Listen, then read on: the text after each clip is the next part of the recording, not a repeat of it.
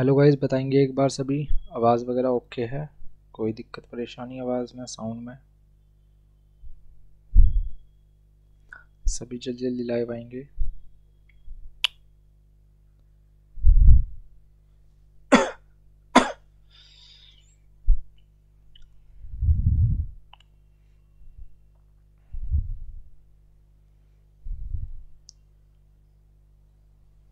Hello, बताएंगे सभी।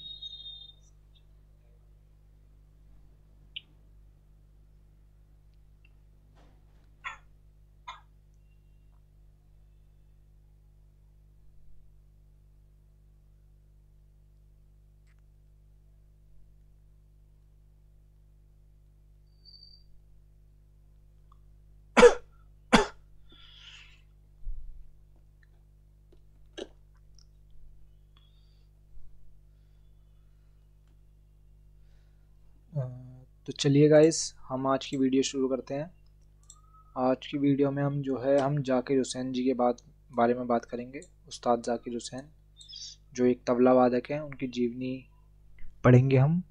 ठीक। हाल ही में इनका देहांत हो चुका है। मैंने इनकी हालांकि वो न्यूज़ कटिंग लास्ट में लगा दी है, मैं आपको दिखाऊंगा। तो आज हम इनकी बायोग्राफी के बारे में बात करेंगे। मैं आपको पहले ही थोड़ी सी इनके बारे में जानकारी दे देता हूँ। ये काफ़ी प्रसिद्ध है। ये सिर्फ भारत में ही प्रसिद्ध नहीं है, पूरी दुनिया में बहुत प्रसिद्ध है तबले के मामले में। बहुत अच्छा तबला बजाते हैं। हालांकि और भी लोग हैं, पर इनकी जो एक तरह से स्थिति है ना, वो बहुत ऊपर है। मतलब एक तरह से बहुत बढ़िया माना जाता है इन्हें तबले वादक में। मतलब टॉप टॉप 3 में लोगे तो इनका नाम आपको मिलेगा ही मिलेगा। ठीक। तो अब हम अपना सेशन शुरू करते हैं। तो जाकिर हुसैन जी के बारे में पढ़ते हैं कुछ। तो उस्ताद जाकिर हुसैन भारतीय संगीत के महान तबला वादक और संगीतज्ञ का नाम भारतीय शास्त्रीय संगीत के इतिहास में स्वर्ण अक्षरों में लिखा गया है। उन्होंने अपनी अद्भुत प्रतिभा और अथक परिश्रम से न केवल भारतीय संगीत को वैश्विक मंच पर पहुंचाया, बल्कि तबले को एक अंतर्राष्ट्रीय वाद्य यंत्र के रूप में स्थापित किया। उनका तबला वादन केवल एक कला नहीं, बल्कि साधना का उदाहरण है।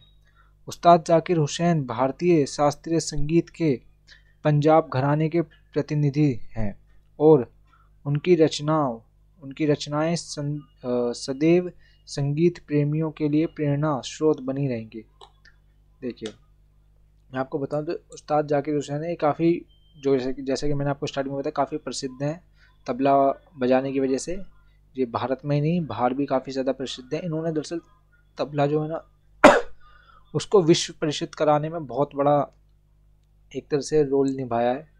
क्योंकि देखिए, जो भी संगीत वाद्य यंत्र होता है ना, वो हमेशा पहले एक कम्युनिटी तक ही रहता है, कम्युनिटी तक रहता है। उसको आगे प्रसिद्ध करने का काम ना कोई शख्स करता है।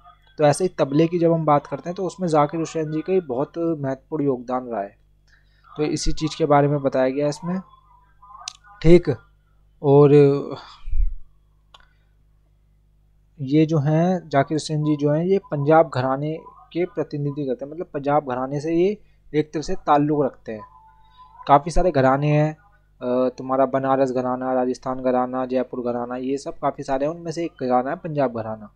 तो उससे ये जाकिर हुसैन जी का जो है ताल्लुक़ है। ठीक।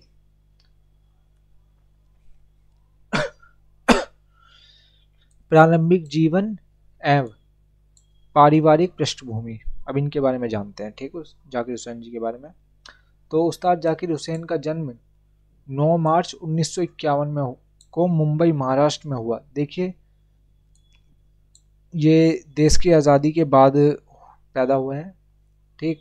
पर हालांकि ज़्यादा बाद नहीं, हमारा देश 1947 में आज़ाद हो गया था। तो 1951 में ये पैदा हुए हैं। 1950 में हमारा संविधान लागू हो गया था, 26 जनवरी 1950। तो ये मान लीजिए 1 साल कुछ महीने बाद ये पैदा हुए थे। ठीक।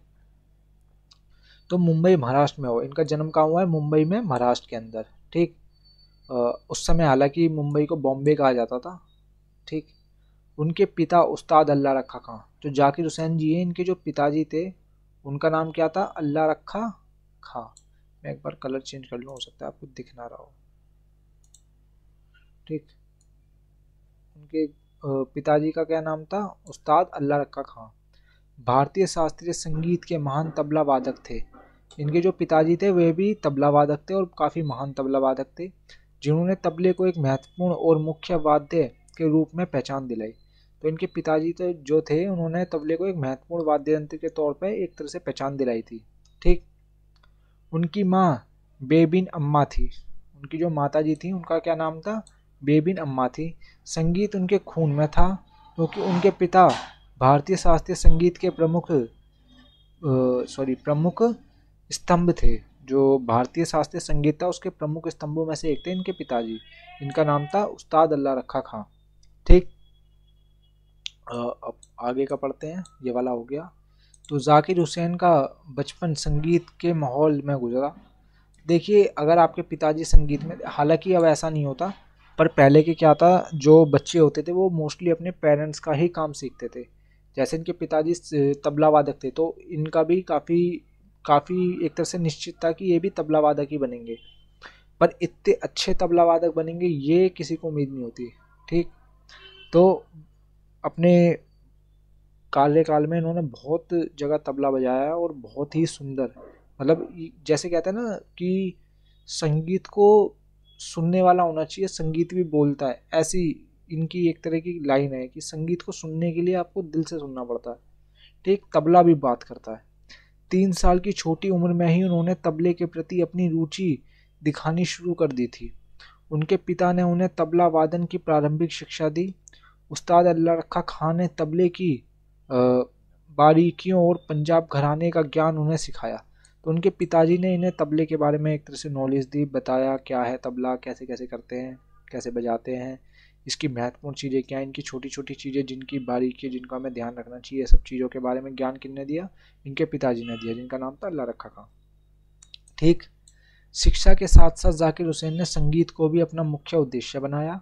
उन्होंने मुंबई के सेंट माइकल हाई स्कूल और सेंट जेवियर्स कॉलेज से अपनी प्रारंभिक शिक्षा प्राप्त की। हालांकि उनका झुकाव बचपन से ही संगीत की ओर अधिक था और यही कारण था कि उन्होंने इसे अपना जीवन बना लिया। देखिए, उन्होंने, हालांकि कभी आपसे ये नहीं पूछेगा उन्होंने कहाँ से अपनी स्कूली शिक्षा प्राप्त करी, ये सब नहीं, पर इन्होंने जो है बचपन से ही अपनी जो रुचि थी वो तबले में दिखाई थी, जिन कारण इनके पिताजी ने इन्हें तबला सिखाया और इन्होंने तबले में अपनी रुचि के कारण बहुत एक प्रसिद्धता हासिल की, भारत में भी और विश्व में भी। तो यही चीज़ है। ठीक। अब आगे बढ़ते हैं। ठीक। तबला वादक की शुरुआत, तबला वादन की शुरुआत। तबला वादन जाकिर हुसैन जी ने कब से चालू किया उस बारे में बात करते हैं। तो जाकिर हुसैन का पहला मंचीय प्रदर्शन मात्र 11 वर्ष की आयु में हुआ। तो उन्होंने पहला जो अपना मंच था, जो मंच एक तरह से मंच सस्ता है जो भी संगीतज्ञ होते हैं उनके लिए, उन्होंने अपनी 11 वर्ष की आयु में पहले मंच पे अपना प्रदर्शन दिया था। इस उम्र में उन्होंने अपने पिता के साथ संगीत की ओर दर्शकों को अपनी कला से मंत्रमुग्ध कर दिया था। एक तरह से अपनी कला के दम पे लोगों को एकदम मंत्रमुग्ध कर दिया था कि क्या सुंदर तबला बजा रहे हैं। ठीक। उनका तबला वादन बेहद सटीक, तेज और मधुर था, जिसने उन्हें कम उम्र में ही प्रसिद्धि दिलाई। ठीक।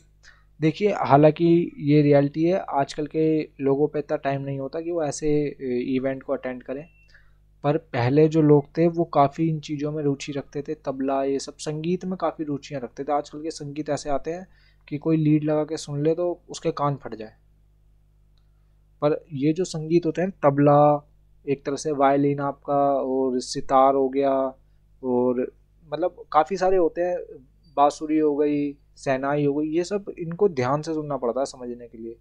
ये काफ़ी अच्छे संगीत होते हैं, जिन मतलब बहुत ही दिल को तसल्ली देने वाले संगीत होते हैं। ठीक है। और इनसे आपके, सबसे अच्छी बात है, इन संगीतों से आपके कानों पर कोई बुरा असर नहीं पड़ता, जैसे आजकल के गानों पर पड़ता है, बेस ही बेस डाल देते हैं उसके अंदर। तो उन चीज़ों के हमें थोड़ा देखना चाहिए, बचना चाहिए उन चीज़ों से, इन चीज़ों में थोड़ा ज़्यादा रुचि रखनी चाहिए। तो इन्होंने अपनी कला के दम पर लोगों को एकदम मंत्रमुग्ध कर दिया, एकदम खुशी का रस दिलाया कि लोग खुश हो जाएं कि इतना अच्छा तबला बज रहा है। देखिए संगीत में भी बहुत सारे रस होते हैं, संगीत का बस ये मैटर करता है कि आप संगीत कैसे टाइम पे बजा रहे हैं। अगर जैसे आप सभी को पता होगा कि दुख की घड़ियों में भी कई बार संगीत का प्रयोग होता है, और खुशी की घड़ियों में तो आप सबको पता ही है। तो जगह जगह पे उसका रस बदल जाता है। रस तरह एक तरह से रस, जब आप हिंदी पढ़ेंगे तो उसमें रस आपने पढ़ा होगा 10वीं या 9वीं क्लास में, कि रस होते हैं, काफ़ी तरह के होते हैं। तो उसमें जैसे वीर रस, श्रृंगार रस, इस टाइप के, दुख रस, एक तरह से खुशी होने वाले रस। तो इन चीज़ के उसका महत्व बदल जाता है, मतलब बदल जाता है, बाकी चीज़ें वही होती है। ठीक, एक मिनट, ये क्या कर दिया मैंने।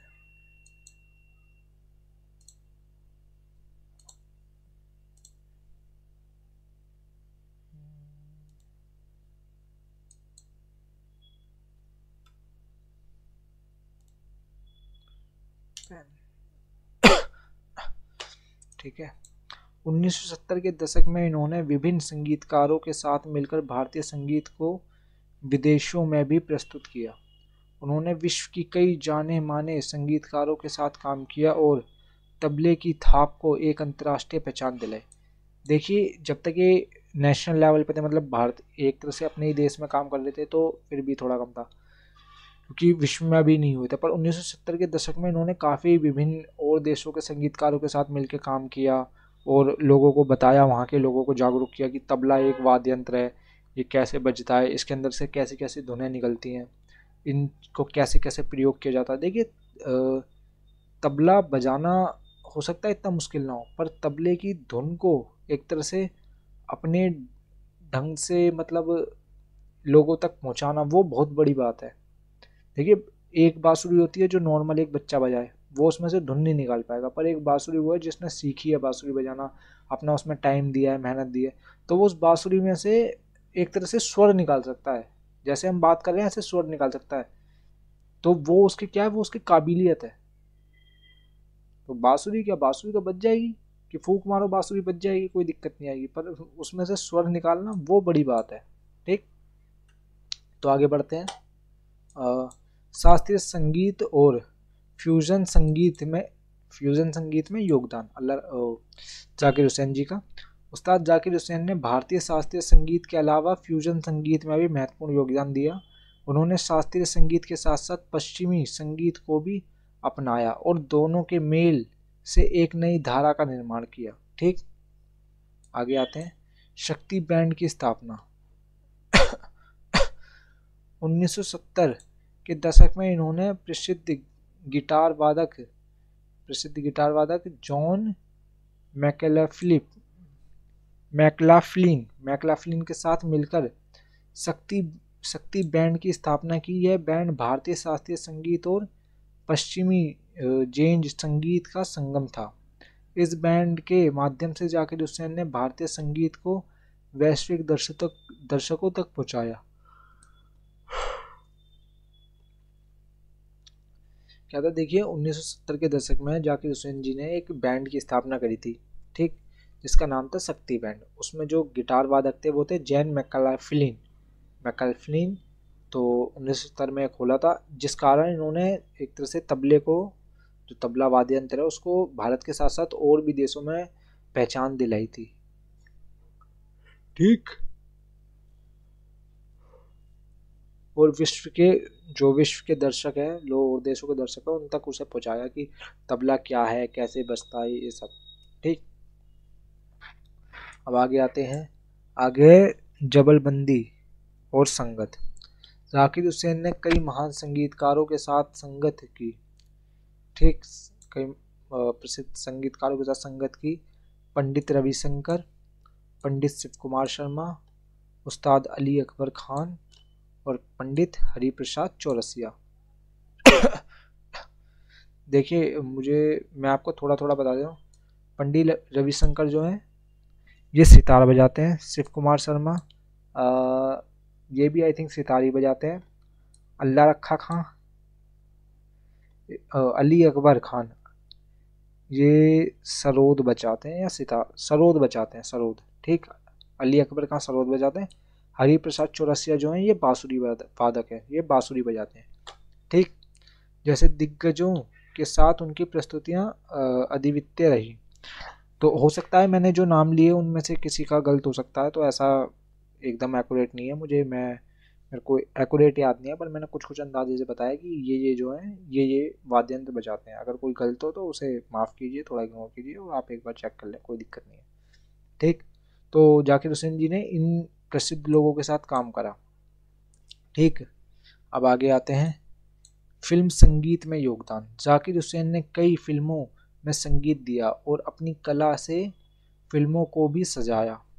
उनके तबले की थाप ने कई फिल्मों में जादू बिखेरा।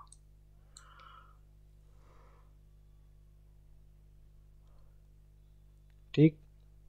तो जाकिर हुसैन जो थे ये फिल्मों, देखिए ऐसा है, संगीत जो होता है हर जगह काम आता है। ऐसा नहीं है आप सिर्फ एक पर्टिकुलर चीज़ में यूज़ करेंगे, नहीं, संगीत का हर जगह प्रयोग होता है। संगीत फिल्मों में भी यूज़ होता है, जैसा आप सभी को पता है, हर तरह के गाने होते हैं वगैरह वगैरह यूज़ होते हैं, तो उसमें कोई दिक्कत नहीं है। बस ये है आपका कहाँ कहाँ, जिस भी आपके संगीत में आपका तबला यूज़ हुआ है वहाँ पे जाकर हुसैन आपको उनका महत्व मिलेगा जहाँ पे उन्होंने तबला बजाया होगा। ठीक। तो काफ़ी सारी फिल्मी गाने जो हैं उनमें भी उन्होंने तबला बजाया है। ठीक, धन्यवाद। तो आगे बढ़ते हैं, वैश्विक मंच पर पहचान। देखिए ये काफ़ी इंपॉर्टेंट हो जाएगा। तो जाकिर हुसैन का तबला वादन केवल भारत तक सीमित नहीं रहा, उन्होंने अमेरिका, यूरोप, एशिया और अन्य महाद्वीपों में अपनी कला का प्रदर्शन किया। उनके कार्यक्रमों में लाखों दर्शक उनकी कला को देखने आते हैं। ठीक। उनकी विशेषता यह है कि वे तबले को केवल एक वाद्य यंत्र के रूप में नहीं देखते, बल्कि उसे एक माध्यम मानते हैं जो लोगों के दिलों को जोड़ता है। उनकी उंगलियां की गति और ताल की समझ उन्हें अन्य तबला वादकों से अलग बनाती है। तो देखिए मैं आपको बताऊं, तो जाकिर हुसैन जी ने कौन कौन से महाद्वीपों में तबला बजाया है। देखिए अमेरिका में बजाया है, यूरोप में, एशिया में और अन्य महाद्वीपों में भी। ठीक। तो वहाँ तो इन्होंने अपना तबला बजा के लोगों तक पहुँचाया है। ठीक है। और दरअसल क्या है, जाकिर हुसैन जी है ना, तबले को सिर्फ एक वाद्य यंत्र के तौर पे नहीं देखते थे, वो समझते थे कि जो तबला है ना, ये लोगों के दिलों तक पहुंचने का एक रास्ता है। मतलब तबले की धुन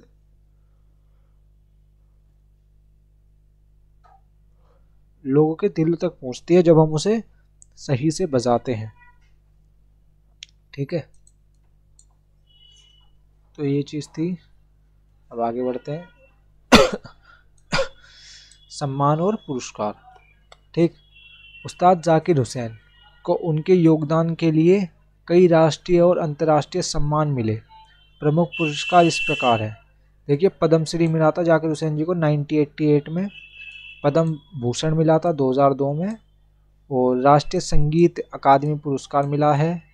ठीक, जाकिर हुसैन जी को ग्रैमी अवार्ड मिला है। उन्हें कई बार नामांकित किया गया और उन्हें इस प्रतिष्ठित पुरस्कार को भी जीता।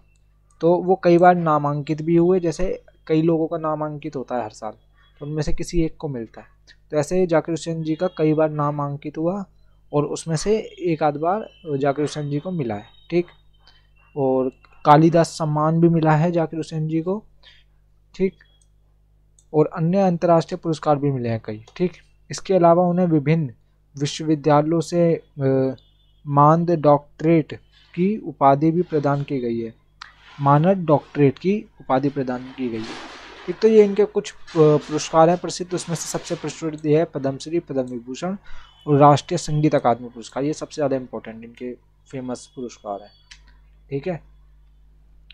अब हम जरा इनके व्यक्तिगत जीवन की बात कर लें। व्यक्तिगत जीवन की बात करें तो उस्ताद जाकिर हुसैन का विवाह अंतोनिया मिनेगाजी से हुआ। ठीक। जो एक कैथोलिक महिला है। देखिए कैथोलिक माने होता है जो एक तरह से क्रिश्चियन महिला होती है, उन्हें कैथोलिक कहते हैं। क्रिश्चियन धर्म को मानने वालों को कैथोलिक कहते हैं।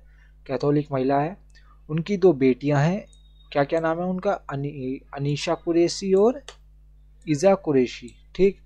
उनका परिवार भी कला और संस्कृति से जुड़ा हुआ है। तो इनका फैमिली जो है वो भी कला और संस्कृति से जुड़ा हुआ है। ठीक, तो संगीत के प्रति दृष्टिकोण की बात करें जाकिर हुसैन जी की तो करते हैं। जाकिर हुसैन मानते हैं कि संगीत एक साधना है जो भाषा, धर्म और संस्कृतियों के बंधनों से परे होती है। वे कहते हैं कि संगीत वह माध्यम है जो इंसानों के दिल को जोड़ता है और एकता का संदेश देता है। तो ये चीज़ हालांकि मैंने आपको पहले भी बता दी थी। ठीक, इसमें कोई राय नहीं है, ये ऐसा नहीं होता। संगीत सच में बहुत बहुत एक तरह से अद्भुत चीज़ है, अद्भुत कला चीज़, संस्कृति, आप जो कुछ कहना चाहें, बहुत अद्भुत है। देखिए, संगीत कभी भी किसी पर्टिकुलर धर्म का नहीं होता, पर्टिकुलर किसी इंसान का नहीं होता, पर्टिकुलर मतलब किसी का नहीं है, वो सबका है। अगर आप यहाँ पे किसी भी जगह पे संगीत बजा रहे हैं या गा रहे हैं और वो जहाँ पे भी जो भी सुन रहा है उधर, तो वो इंसान उसका आनंद ले सकता है जो उसे ध्यान से सुन रहा है। ठीक, तो यही चीज़ कही थी। अब आगे बढ़ते हैं। उस्ताद जाकिर हुसैन की शैली। ठीक, शैली की बात करते हैं तो मैं पहले कलर चेंज करूँ, इसका ग्रीन कर लेते हैं। तो जाकिर हुसैन की शैली में शास्त्रीय संगीत की गहराई है। तो उनकी शैली में क्या है, शास्त्रीय संगीत की गहराई है, साथ साथ आधुनिक संगीत का आकर्षण भी देखने को मिलता है। साथ साथ क्या है, आधुनिक जो संगीत है उसका आकर्षण भी देखने को मिलता है। उनका तबला वादन बेहद जटिल और ऊर्जावान है। जो उनका तबला है वो काफ़ी, जो तबला वादन जब वो तबला बजाता है काफ़ी जटिल, काफ़ी कठिन और काफ़ी ऊर्जावान है कि आखिर कैसे बजा रहे हैं। ठीक, उनकी प्रस्तुति में वे शास्त्रीय रागों के साथ प्रयोग करते हैं, नई धुनों का निर्माण करते हैं। उन्होंने कई सारी नई धुनें बनाई हैं, तो आजकल भी लोग बनाते हैं जो तबला बजाते हैं, तो ऐसी कोई दिक्कत नहीं है, पर काफ़ी महान संगीतज्ञ थे। तो आगे बात करें तो अब देखते हैं उस्ताद जाकिर हुसैन भारतीय संगीत जगत। अच्छा, एक मिनट, एक बार बताइए, क्या पीछे का साउंड ज़्यादा आ रहा है क्या? दरअसल वो गेट खुल गया है तो मैं उसे 1 मिनट बंद कर दूँ, हैं, फिर मैं दोबारा, अभी बस 1 मिनट दीजिए बस मुझे, 1 मिनट बस।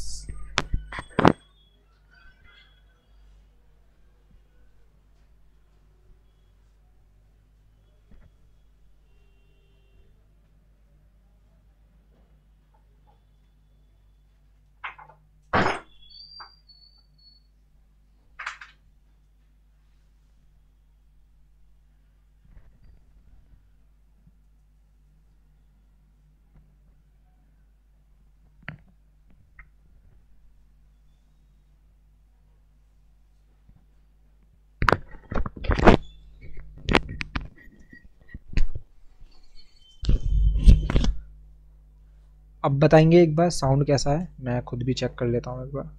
बताएंगे एक बार साउंड, अब पीछे बैकग्राउंड साउंड ज़्यादा तो नहीं आ रहा?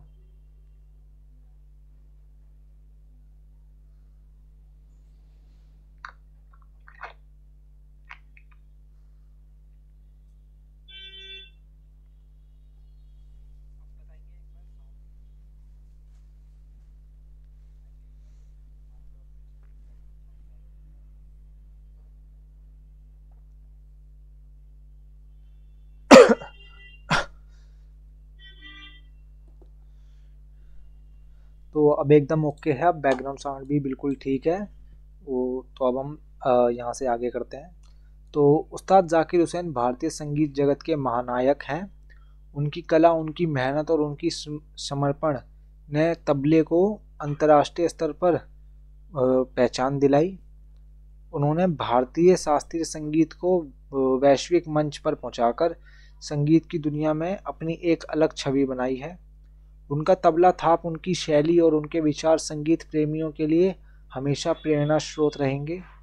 वे न केवल एक महान तबला वादक हैं बल्कि एक सच्चे कलाकार और भारतीय संगीत के गौरव भी हैं। उस्ताद जाकिर हुसैन का जीवन हमें यह सिखाता है कि अगर आप अपनी कला और काम के प्रति समर्पित रहते हैं तो आप न केवल अपने देश का नाम रोशन कर सकते हैं बल्कि दुनिया में भी अपनी पहचान बना सकते हैं। तो बिल्कुल सही बात कही गई है। देखिए जाकिर हुसैन जी ने अपने जीवन में काफ़ी मेहनत करी है। आपको लग रहा होगा कि क्या ही किया है, क्या है तबला बजाने में, क्या क्या कठिनाई की हम बजा लेंगे, पर रियलिटी बहुत अलग होती है। हर चीज़ में बहुत मेहनत लगती है। तबला के भी इस स्तर तक जाना कि आपको विश्व प्रसिद्धि हासिल हो जाए, तो आप सोचिए इंसान ने कितनी मेहनत करी होगी। आजकल आप अगर आप एक किताब पढ़ लें तो आपको लगता है हमने कितनी मेहनत कर ली। सोचिए वो इंसान अपनी आदि से, मतलब एक तरह से 12-13 साल के बाद से वो इंसान तबला ही बजा रहा है। उसका इतना कंसंट्रेशन लेवल हाई है कि वो अपना ध्यान भटकने ही नहीं दे रहा। वो डेली के 8-8 घंटे तबले की प्रैक्टिस कर रहा है। तो आप सोच सकते हैं कितनी मेहनत होगी। अगर आप किसी भी चीज को इतना टाइम देंगे तो आप बेशक उसमें एक महान शख्स बन सकते हैं, पर बेशक पर ये जरूरी है कि आप उसमें इतना टाइम दें, क्योंकि आप जिसको अपना टाइम देंगे आप उसी में अच्छे बनेंगे। अगर आप बाहर घूमने में टाइम देंगे आप बाहर घूमने में अच्छे बनेंगे। आप पढ़ाई में अपना टाइम देंगे तो आप पढ़ाई में अच्छे बनेंगे। तो आप जिसमें भी देंगे आप उसमें अच्छे बनेंगे। बस अपनी थोड़ी पसंद नापसंद देख के टाइम दें। जैसे कुछ लोगों की पसंद होती है क्रिकेट, तो वो क्रिकेट में टाइम दे अपना, 12-12 घंटे दे, कोई दिक्कत नहीं। वो क्रिकेट में बहुत अच्छे स्तर तक जाएंगे। जैसे विराट कोहली है, सचिन तेंदुलकर है, धोनी है, ऋषभ पंत है, और भी काफ़ी सारे क्रिकेटर हैं। आप चेस में जाना चाहते हैं, चेस में जाइए। देखिए जैसे अभी जो गुकेश डी हैं, उन्होंने वो वर्ल्ड चैंपियन बने हैं अभी। इंडिया के हैं, तमिलनाडु चेन्नई से बिलोंग करते हैं। मैंने उनकी अभी बायोग्राफी कराई है, आप देखें उनके बारे में, पढ़ें। क्या मतलब महान शख्सियत हैं वो। अभी तो 18 साल के हैं वो अभी से वर्ल्ड चैंपियन, सबसे यंगेस्ट वर्ल्ड चैंपियन बन गए। तो आप जिस चीज़ को जितना टाइम देंगे ना, आप उसी चीज़ में उतने अच्छे होते जाएंगे। आप चाहते हैं कि आप मतलब पढ़ाई में ज़्यादा अच्छे हैं तो पढ़ाई को टाइम दीजिए। आप चाहते हैं आप बिजनेस में ज़्यादा अच्छे हैं तो अपने बिजनेस को ज़्यादा टाइम दीजिए। आप चाहते हैं, आप जिस भी चीज़ को चाहते हैं ना कि हमें उसमें अच्छा होना है, तो आप उसमें अपना टाइम दे दीजिए। बस अपना टाइम दे दीजिए, अपना ध्यान दे दीजिए उधर। बस अपना ध्यान ना भटकने दें और टाइम दे बस। फिर आपको कोई भी ताकत नहीं रोक सकती उस चीज़ में अच्छा होने से। भले ही आपको वो चीज़ स्टार्टिंग में आती हो या ना आती हो, पर जब आपका टाइम काफ़ी हो जाएगा आप देखेंगे आप उसमें काफ़ी अच्छे हो गए हैं। यही रियलिटी है। ठीक है, तो कभी मेहनत से ना घबराएं। ठीक, मेहनत से घबराने वाला कभी कामयाब नहीं हो पाता। मेहनत से ना घबराएं। मेरी जो मदर है वो हमेशा मुझसे पर्सनली यही कहती हैं कि मेहनत से जो घबराता है वो कभी पार नहीं हो पाता। तो मैं आपसे भी यही चाहूँगा कि आप कभी भी मेहनत से ना घबराएं। हम तो देखिए आपके साथ हमेशा रहते हैं। जैसे भी आपको ज़रूरत रहती है कि ये चीज़ समझ नहीं आ रही, वो चीज़ समझ नहीं आ रही, हम हमेशा आपकी मदद के लिए एक्टिव रहते हैं। आप चाहे तो कहीं से भी हमें कांटेक्ट कर सकते हैं, व्हाट्सएप पे, इंस्टा पे, टेलीग्राम पे। मैं मोस्टली सबका आंसर देता हूँ। तो इस चीज़ का आपको ध्यान रखना चाहिए और निरंतर मेहनत करते रहना चाहिए। तो आगे देखते हैं। ये कोट है उस्ताद जाकिर हुसैन जी का। देखिए, संगीत वह भाषा है जिसे हर दिल समझता है और हर आत्मा महसूस करती है। ये बिल्कुल सही बात है। संगीत देखिए ऐसा नहीं है कि आप संगीत, जैसे आपने कई बार देखा होगा कि आपको इंग्लिश गाने सुनना बड़ा पसंद है, भले ही आपको इंग्लिश का वो समझ नहीं आ रहा गाना क्या बोल रहा है, पर आप उसकी एक तरह से लय में ऐसे बह गए हैं कि आपको वो गाना बहुत पसंद आ रहा है। तो ये क्या है, ये दरअसल आपके दिमाग को नहीं बचा रहा, ये आपके दिल को रिलैक्स कर रहा है। संगीत एक तरह से आत्मा को महसूस होता है। हम जैसा संगीत सुनते हैं हमारा वातावरण वैसा बनता जाता है। जैसे अगर आप सैड संगीत सुनेंगे ना तो देखेंगे आप अपने आप सैड हो जाएंगे, भले ही आप कितने ही खुश हो पहले, अगर वो आप सैड हो जाएंगे। पर अगर आप सैड है और आप थोड़ा एक्टिव संगीत सुनेंगे, देखेंगे आप एक्टिव हो जाएंगे। तो संगीत का बहुत ज़्यादा गहरा असर पड़ता है हमारी पर्सनल लाइफ पे। इसलिए बड़े बुजुर्ग क्या कहते थे कि एनर्जेटिक संगीत सुनना चाहिए, ठीक, जिससे इंसान पूरे दिन एनर्जेटिक रहे। ठीक है, तो यही है, संगीत हमारे दिल तक डायरेक्ट तार जोड़ता है जिससे हम लोगों के साथ कांटेक्ट कर सकते हैं। ठीक है, तो देखिए ये वीडियो यहीं पे ख़त्म होती है। हमने आज जाकिर हुसैन जी के बारे में काफ़ी बात की। तो यही कहूँगा कि थैंक्स फॉर वाचिंग। आपको पता है हमारा यूट्यूब हैंडल क्या है, दी मेटिकुलर 07 है। आप चाहे इसे सब्सक्राइब करें, वीडियो को लाइक करें और अपने दोस्तों के साथ शेयर करें।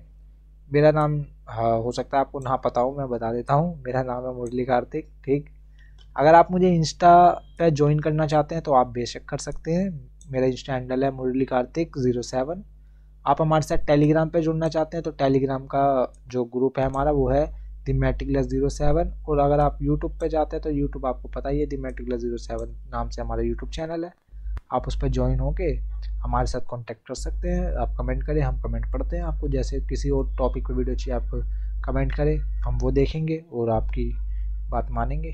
ठीक है, तो ये चीज़ थी। अब लास्ट में मैंने एक जो मैंने आपको बताया था कि जाकिर हुसैन जी की डेथ हो गई है, तो उसकी मैंने एक न्यूज़ कटिंग डाल दी है, द हिंदू की है। ठीक, तो Zakir Hussain death highlights tribute continue to pour in for true genius tabla maestro Zakir Hussain. तो देखिए इसमें मोस्टली यही कहा गया है, जाकिर हुसैन जो है काफ़ी फेमस तबला वादक थे, उनको ट्रिब्यूट देते हैं, एक तरह से हम सम्मान देते हैं कि अब वो इस दुनिया में नहीं रहे और आशा करते हैं वो जहाँ भी होंगे ठीक होंगे। तो यही है। तो Zakir Hussain passed away at hospital in San Francisco will undergoing treatment for idiopathic pulmonary fibrosis his family said in a statement. तो इनकी फैमिली ने बताया था कि ये सैन फ्रांसिस्को में थे, उस समय इनका इलाज चल रहा था, तो वहीं पे इनकी डेथ हुई है। ठीक, और जो ये खबर है ये कब की है, दिसंबर 16, 2024। ठीक, तो काफ़ी दुखद घटना है कि अब ये हमारे बीच नहीं रहे हैं। काफ़ी बड़ी शख्सियत रखते हैं ये अपने आप में, भारतीय संगीत में, शास्त्रीय संगीत या नॉर्मल संगीत, आप जैसा भी समझे। मतलब जब जब तबले का बात हो और जाकिर हुसैन जी की बात ना हो तो फिर तबला अधूरा है। तबला जाकिर हुसैन जी के बगैर अधूरा है और जाकिर हुसैन जी तबले के बगैर अधूरे हैं। तो काफ़ी महान शख्सियत हैं और मैं आपसे यही चाहूँगा कि आप इनसे सीखें कि लाइफ में कैसे कैसे आगे बढ़ना है। देखिए हर चीज़ हमें दोस्त अपने आप नहीं सीखनी चाहिए। आप कोई बोल रहा है कि भाई इस सड़क पे मत चलो, गाड़ी आती है टांग टूट जाएगी, अब क्या उस पर चल के देखोगे?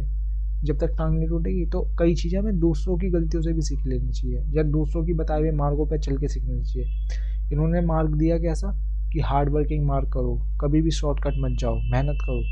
तो ये इनके दिया गया मार्ग है, तो हमें उसको फॉलो करना चाहिए और इनको एक विनम्र श्रद्धांजलि देनी चाहिए कि भगवान इनकी आत्मा को शांति दे, अब ये जहाँ भी जिस भी दुनिया में हो। और मैं और आप यही आशा करते हैं कि ये मतलब अपना जो भी अगला जन्म हो अपना अच्छे से रहें, जो भी है जैसे भी है जहाँ भी है। ठीक, और मैं ये भी चाहूँगा कि आप सभी भी ठीक रहे, अपना ख्याल रखें। ठीक है, और अपनी सेहत का ख्याल रखें, बाहर का खाना ना खाएं और अपना ध्यान रखें। तो ठीक है जी, इसके साथ हम अपना ये सेशन ख़त्म करते हैं और मिलते हैं आपसे अगले सेशन में। मेरा नाम मुरली कार्तिक है, ये तो आपको खैर पता ही चल गया होगा। तो मैं आशा करता हूँ आप सभी ठीक होंगे। अब तो बाय, टेक केयर, जय हिंद, जय भारत। अब हम आपसे मिलते हैं अगले सेशन में। बाय।